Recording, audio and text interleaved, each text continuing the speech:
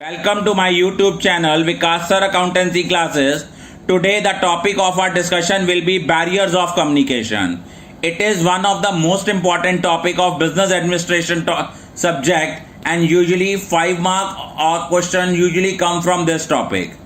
तो barriers of communication बेटा क्या होता है? बैरियर्स का मतलब होता है हर्डल्स, प्रॉब्लम्स, कि अगर आप एक सेंडर कोई इंफॉर्मेशन कन्वे कर रहा है लेकिन रिसीवर उसको सेम वे में इंटरप्रेट नहीं कर पा रहा है तो उसकी में जो प्रॉब्लम्स उसने फेस की हैं उसको हम लोग बोलते हैं बैरियर्स ऑफ कम्युनिकेशन. जो बैरियर्स ऑफ कम्युनिकेशन होती हैं बेसिकली हम इनको 5 क्लास में पार्ट्स में क्लासिफाई करते हैं. फर्स्ट होते हैं सिमेंटिक बैरियर या लैंग्वेज बैरियर्स, सेकंड होते हैं साइकोलॉजिकल बैरियर्स, थर्ड होते हैं ऑर्गेनाइजेशनल बैरियर्स, फोर्थ होते हैं पर्सनल बैरियर्स. जो सिमेंटिक बैरियर हैं इनको लैंग्वेज बैरियर्स भी बोलते हैं कि मान लो लैंग्वेज के डिफरेंस के कारण अगर कोई प्रॉब्लम आती है, कम्युनिकेशन प्रोसेस कंप्लीट नहीं होता, उसको हम लोग बोलते हैं सिमेंटिक बैरियर. सिमेंटिक बैरियर में रीजन बताए हुए हैं कि किन किन रीजंस के कारण सिमेंटिक बैरियर अराइज होते हैं. पहला है badly express message. Badly express message का मतलब होता है कि अगर मान लो आपने कोई इंफॉर्मेशन एक्सप्रेस करनी थी लेकिन उसको आपने सही वे में एक्सप्रेस नहीं किया. जैसे फॉर एग्जांपल कि आपने कोई इनएडिक्वेट वोकेबलरी यूज़ की है या रॉन्ग वर्ड यूज़ किए हैं, जो नीडेड वर्ड्स थे उनको आप यूज़ करना भूल गए हो. सेकेंड रीज़न हो सकता है वर्ड्स और सिंबल्स विद डिफरेंट मीनिंग्स, कि एक वर्ड के डिफरेंट मीनिंग्स होते हैं. रिसीवर जो है उसको परसीव करना है एक मीनिंग. वो क्या कहता है कि आपने इंफॉर्मेशन कुछ कन्वे की लेकिन उसने उसको इंटरप्रेट किसी और फॉर्म में किया. थर्ड रीज़न होता है फॉल्टी ट्रांसलेशन.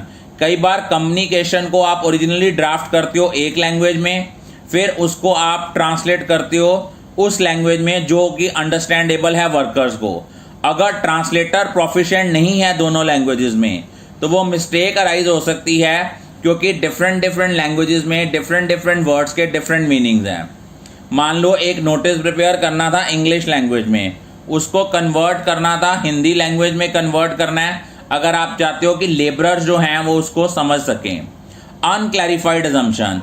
मान लो एक वर्ड या एक लैंग्वेज जिसके डिफरेंट मीनिंग है डिफरेंट लोगों के लिए, अगर इंफॉर्मेशन उसी वे में कन्वे नहीं हुई जिस वे में उसने जो है वो इंफॉर्मेशन कन्वे होनी चाहिए थी रिसीवर को, उसमें जो प्रॉब्लम्स आई हैं वो आपका रीज़न हो सकता है अनक्लैरिफाइड अजम्पशंस. टेक्निकल जार्गन का मतलब है कि कोई आपने ऐसे वर्ड यूज़ किए हैं जो प्रोफेशन से रिलेटेड हैं. कई बार कुछ स्पेशलिस्ट जो होते हैं वो टेक्निकल वर्ड्स यूज़ करते हैं जो कि कॉमन वर्कर के लिए अंडरस्टैंडेबल नहीं हैं, उनके कारण भी प्रॉब्लम आती है. बॉडी लैंग्वेज, जो आपकी बॉडी की मूवमेंट है ये भी कम्युनिकेट करती है किसी मीनिंग को. Body movement, gestures of communicator, ये भी बहुत ज़्यादा मैटर करते हैं मैसेज को कन्वे करने के लिए. फॉर एग्जाम्पल टीचर क्लास में पढ़ा रहा है, बच्चा लेजी बैठा है, बच्चा उसका रिस्पॉन्ड नहीं कर रहा, तो टीचर को ये फीलिंग आती है कि वो उसके लेक्चर में बोर हो रहा है, वो उसके लेक्चर को सुन नहीं रहा. सेकेंड होते हैं साइकोलॉजिकल बैरियर्स. साइकोलॉजिकल बैरियर्स जो होते हैं ये इमोशनल बैरियर्स भी होते हैं, कि आपका स्टेट ऑफ माइंड जो है इसका बहुत ज़्यादा इन्फ्लुएंस होता है इंफॉर्मेशन और उसकी रिफ्लेक्शन के ऊपर. अब साइकोलॉजिकल बैरियर्स में फर्दर कौन कौन से आते हैं, उसकी एग्जांपल्स क्या हैं? Pre mature evaluation. कई बार आपको कोई चीज़ बताओ, आपको लगता है नहीं सर हमें आती है, वी ऑलरेडी नो इट, लेकिन जब दोबारा आपसे वो इंफॉर्मेशन पूछी जाए आप उसमें जो है वो कंफर्टेबल फील नहीं करते हो. सेकेंड, लैक ऑफ अटेंशन, कि कई बार क्लास में कोई लेक्चर डिलीवर हो रहा है, आप उस बात को सुनते नहीं हो, या आपके बॉस ने आपको कोई बात कही, उस टाइम पे आपने उसको ध्यान नहीं दिया, लेकिन बाद में अगर आपको उसी इंफॉर्मेशन की नीड होती है आप इधर उधर ढूंढते फिरते हो हमें कहीं से वो इंफॉर्मेशन मिल जाए. थर्ड होता है loss by transmission and poor retention. जब एक मैसेज पास होता है किसी चैनल के थ्रू तो कई बार ओरिजिनल इंफॉर्मेशन लॉस्ट ही हो जाती है. Welcome to my YouTube channel Vikas sir accountancy classes. Today the topic of our discussion will be barriers of communication. Barriers of communication बेटा क्या होते हैं? इफेक्टिव कम्युनिकेशन के वे में जो हर्डल्स आती हैं उनको हम barriers of communication कहते हैं. और barriers of communication बेसिकली 4 तरह के हैं. पहला है सिमेंटिक बैरियर या लैंग्वेज बैरियर, कि लैंग्वेज के कारण, लैंग्वेज प्रॉब्लम के कारण जो बैरियर्स हमें हमारी इफेक्टिव कम्युनिकेशन के वे में आते हैं उनको हम सिमेंटिक बैरियर्स बोलते हैं। इसका मतलब क्या होता है कि वो बैरियर्स जो जैसे कुछ वर्ड्स हैं जिनका डिफरेंट मीनिंग है डिफरेंट लोगों के लिए, उनके कारण जब हमारी इफेक्टिव कम्युनिकेशन में प्रॉब्लम्स आती हैं उनको हम बोलते हैं सिमेंटिक बैरियर। इसकी आगे पहली एग्जांपल है badly expressed messages. Badly express message का मतलब होता है एक मैनेजर कई बार उस इंफॉर्मेशन को उस वे में कन्वे नहीं करता जिस वे में वो इंफॉर्मेशन जो है कन्वे होनी चाहिए। ये किसके कारण हो सकता है? बैडली एक्सप्रेस मैसेजेस के कारण, क्योंकि हमने इनएडिक्वेट वोकैबुलरी यूज़ की है, रॉन्ग वर्ड यूज़ किए हैं, या हमने जो नीडेड वर्ड्स थे उनको ओमिट कर दिया है। सेकेंड होता है वर्ड्स और सिंबल्स विद डिफरेंट मीनिंग्स। आपको पता है डिफरेंट लैंग्वेजेस में डिफरेंट वर्ड्स के डिफरेंट मीनिंग्स हैं। आपने किस बात को किसी और वे में कन्वे किया लेकिन रिसीवर ने उसको किसी और वे में इंफॉर्मेशन जो है उसको अंडरस्टैंड किया। थर्ड है फॉल्टी ट्रांसलेशन। कई बार क्या होता है कि कम्युनिकेशन को ओरिजिनली ड्राफ्ट की होती है एक लैंग्वेज में, लेकिन अगर हम चाहते हैं कि वर्कर्स उसको बेस्ट पॉसिबल वे में समझें तो हमें दूसरी लैंग्वेज में उसको कन्वर्ट करना पड़ता है। फॉर एग्जाम्पल, अगर एक नोटिस इंग्लिश में लिखा है, workers can't understand the English, as a layman वो उसको नहीं समझ सकते। सपोज हमने हिंदी में ट्रांसलेट किया था और जो ट्रांसलेटर था वो दोनों लैंग्वेजेस में प्रोफिशिएंट नहीं था, उनके कारण जो कम्युनिकेशन गैप आया उसको बोलते हैं फॉल्टी ट्रांसलेशन। फोर्थ होता है अनक्लैरिफाइड अजम्पशन। कई बार हम ये मानते हैं कि एक वर्ड और एक लैंग्वेज इसके डिफरेंट मीनिंग्स हैं फॉर डिफरेंट पीपल। अगर इंफॉर्मेशन जो है वो डिटेल्ड अंडरस्टैंडिंग नहीं कराती है फैक्ट्स की, रिसीवर उसको इंटरप्रेट अपने वे में करता है, तो जिसके पर्पस के लिए हमने कम्युनिकेशन की थी वो पर्पस जो है वो लॉस्ट हो जाता है।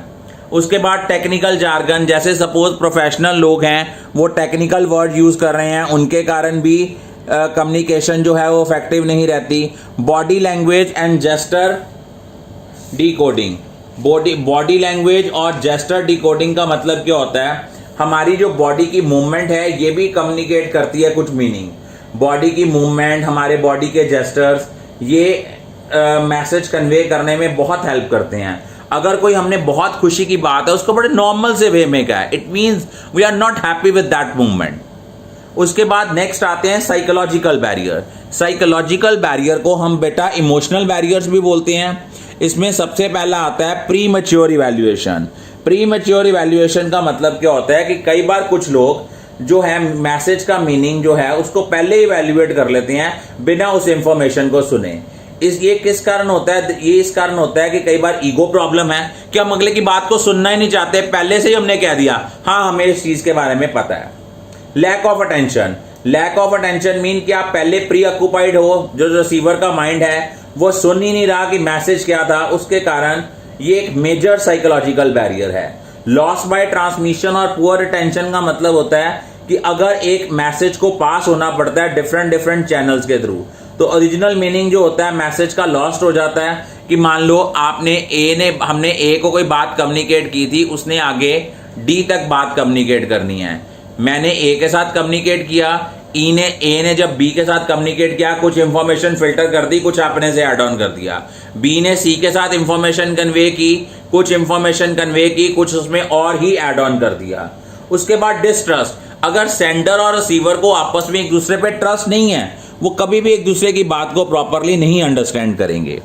ऑर्गेनाइजेशनल बैरियर्स क्या होते हैं? ऑर्गेनाइजेशनल बैरियर्स होते हैं जो ऑर्गेनाइजेशन स्ट्रक्चर के कारण आते हैं। अथॉरिटी रिलेशनशिप या रूल्स एंड रेगुलेशंस के कारण जो बैरियर्स आते हैं उनको ऑर्गेनाइजेशनल बैरियर्स कहते हैं। इनमें से कुछ बैरियर्स की एग्जांपल है जैसे ऑर्गेनाइजेशनल पॉलिसी। कई बार ऐसा होता है कि जो पॉलिसी है ऑर्गेनाइजेशन की, जो हमने कम्युनिकेट करनी है, सारी इंफॉर्मेशन रिटन फॉर्म में है। इंफॉर्मेशन जो है वो इजीली पास ऑन हो सकती है रिटन फॉर्म में, लेकिन सम टाइम कुछ इंपॉर्टेंट इंफॉर्मेशन जो होती है कई बार वो डिले हो जाती है कि हमने इंफॉर्मेशन को रिटर्न फॉर्म में देना है, वो अप्रूवल आते आते अथॉरिटी से परमिशन मिलते मिलते लेट हो जाती है, उसके कारण भी इफेक्टिव कम्युनिकेशन में प्रॉब्लम्स आती हैं। रूल्स एंड रेगुलेशंस क्यों बनाए जाते हैं? ये इसलिए बनाए जाते हैं कि सारे एम्प्लॉयज उनको कंपल्सरी जो हैं उनको फॉलो करें ताकि ऑर्गेनाइजेशन में डिसिप्लिन बना रहे। लेकिन कई बार कुछ रूल्स और रेगुलेशंस जो होते हैं उनमें कुछ प्रॉब्लम डिले हो जाती है इन सेंडिंग द मैसेजेस। स्टेटस, एक कम्युनिकेशन की इफेक्टिवनेस तब भी इफेक्टेड होती है जब इसको दो अनइक्वल रैंक के पर्सन्स के थ्रू पास आउट होना पड़ता है। सपोज एक लो लेवल एम्प्लॉय ने बात कन्वे करनी है टॉप लेवल तक, वो बेचारा कभी भी डरता डरता जाएगा नहीं कहीं बॉस गुस्से ना हो जाए। बॉस कोई भी बात उसने लोअर लेवल मैनेजमेंट को कहनी है वो डायरेक्ट नहीं कहेगा, नहीं यार मेरे बीच में जो गैप है, जो मेरा स्टेटस है, जो मेरी पोजीशन है, जो मेरा शेयर है, वो मुझे अलाउ नहीं करती है इस चीज़ को कहने के लिए। उसके बाद कॉम्प्लेक्सिटी इन ऑर्गेनाइजेशनल स्ट्रक्चर, जो इंफॉर्मेशन का फ्लो है वो इजीली होता है अगर बिना किसी चेंज के, अगर ऑर्गेनाइजेशन का स्ट्रक्चर सिंपल है। लेकिन अगर ऑर्गेनाइजेशन का स्ट्रक्चर कॉम्प्लिकेटेड है, इंफॉर्मेशन कन्वे होने में प्रॉब्लम्स आती हैं। उसके बाद ऑर्गेनाइजेशनल फैसिलिटीज, मान लो एक डिपार्टमेंट जो है वो दूसरे डिपार्टमेंट से मान लो सपोज कर लो 1000 मीटर की दूरी पे है। अब उन्होंने इंफॉर्मेशन कन्वे करनी है, जाते जाते डिले हो जानी है। लेकिन अगर उनमें मान लो टेलीफोनिक कन्वर्सेशन की फैसिलिटी है, उनमें वॉकी, जैसे मान लो आप मैच में देख लो, अब उसने अंपायर ने थर्ड अंपायर से कोई डिसीजन मांगना है तो वो वॉकी टॉकी से ही कन्वे कर देता है कि I want to take the decision through third umpire. अगर वो ग्राउंड से वापस पवेलियन में जाए और इंफॉर्मेशन कन्वे करे, उसमें डिले भी हो सकती है। उसके बाद आते हैं पर्सनल बैरियर, जब सेंडर और रिसीवर जो हैं वो चेंज होते हैं या ट्राई करते हैं कम्युनिकेशन के मीनिंग को चेंज करने के लिए ड्यू टू सेल्फ इंटरेस्ट, उसको पर्सनल बैरियर्स बोलते हैं। उसमें सबसे पहले एग्जांपल है fear of challenge of authority. कई बार एक सुपीरियर ये सोचता है कि अगर मैंने कोई इंफॉर्मेशन सबॉर्डिनेट को दी तो उसकी अथॉरिटी जो है वो हैम्पर्ड हो जाएगी, वो कन्वे ही नहीं करता information. Second, lack of confidence, कई बार बॉस को लगता है मेरे एम्प्लॉय, उसमें तो इतनी पोटेंशियल ही नहीं है वो ये काम कर सके। या अनविलिंगनेस टू कम्युनिकेट, बॉस और जो सबॉर्डिनेट है वो आपस में कम्युनिकेट करने के लिए विलिंग नहीं है। लैक ऑफ प्रॉपर इंसेंटिव, अगर एक एम्प्लॉय को जरूरत से ज्यादा काम मिल जाता है, कई एम्प्लॉयज जो होते हैं उनमें माइंड में ना ये बड़ी साइकोलॉजी होती है, हम क्यों करें, हमें कौन सा एड ऑन बेनिफिट मिल रहा है। तो ये सारे या उसको ये जो है ये इफेक्टिव कम्युनिकेशन के वे में हर्डल्स हैं। I think guys you are all clear about this topic. If you still have any problem regarding any point, you can send your queries through my WhatsApp number, that is 9888 25060. Okay beta, thank you.